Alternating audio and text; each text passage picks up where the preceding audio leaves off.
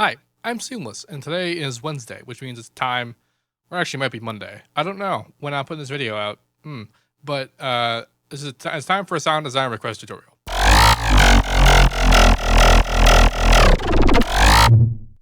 This was me trying to make a Zomboy sound. The original's in the description, along with a bunch of other various important things. This is part one of two, which is the sort of the run through of parameters that shows how things worked and why things happened.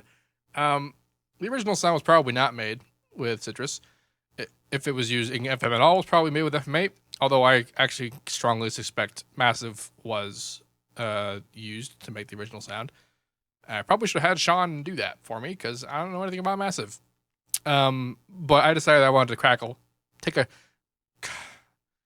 crack and tackle is what I tried to say at once. And I said crackle.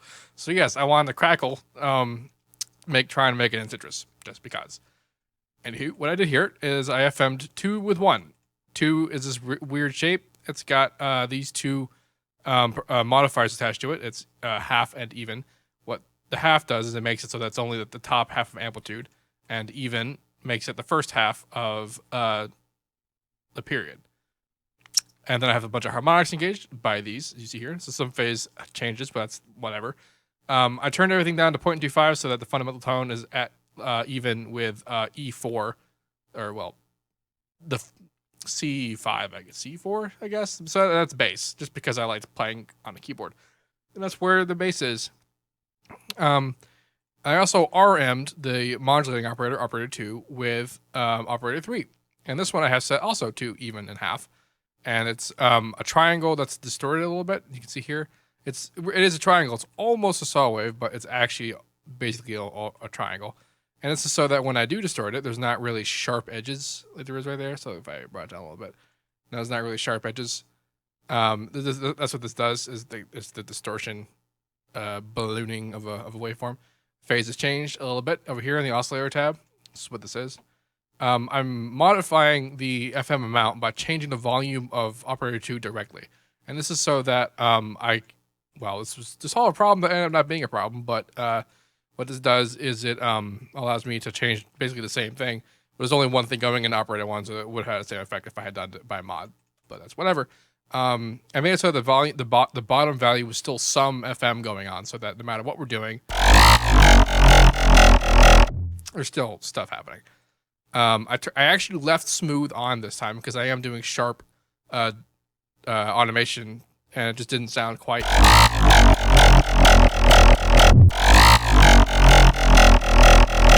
So I wanted to keep the smoothness engaged for that.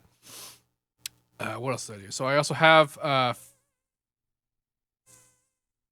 5 and 6 going out. 5 is for some reason. Okay, I had 5 going out, but there's nothing on 5, so I guess that's not doing anything. Never mind, I have 6 going out. That was weird.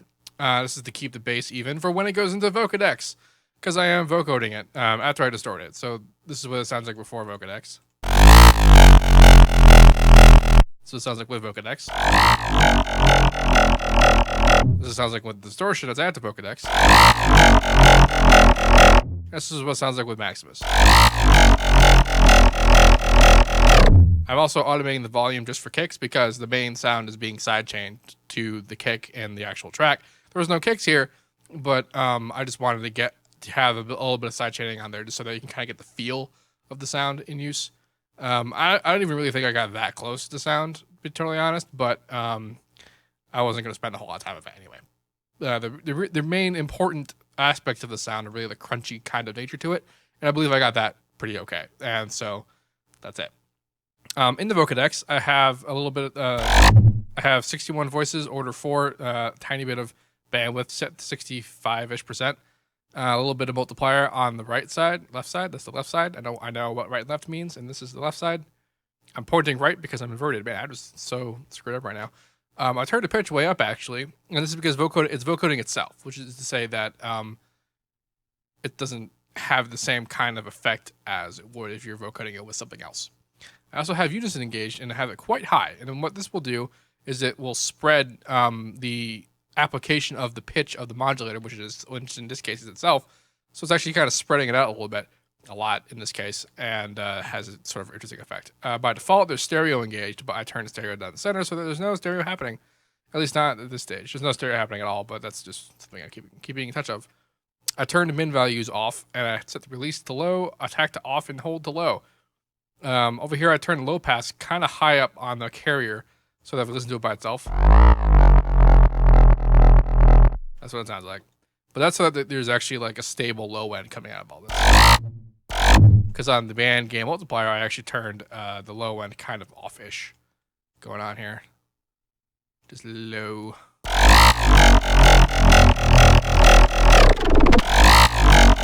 Set the taste, obviously.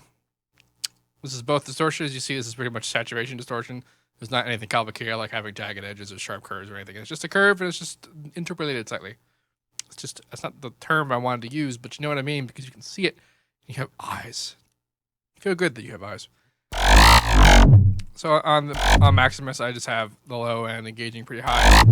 The middle, I turned attack and releasing the head off. So whenever it crosses 0 dB, it's actually distorting the mid range, which adds a little bit of interesting texture to it. And then the high frequency, it's beefed up just a slightly bit, but the attack, release, and head times are set to be normal. Now the master, I can actually turn compressor off entirely because I am clipping it with the soft saturation, which is effectively distorting it. So that's a lot of fun. And that's pretty much it. The FLP for this will be in the description, along with the original track that I tried to do, including the link to the next part if you're more interested in the super duper in-depth hows and whys of all the things I've done and how they do things and what they're for. That's part 2. This was part 1. Thanks for watching that. If you have any questions about any of this, let me know. If you have any additional requests that you want to make for next week's videos, there's the link in the description for the Facebook post where those requests are. Please like the ones that you want to see done, and the ones that have the most likes will be the ones that I do. Yeah, and on top of all that, have a nice day.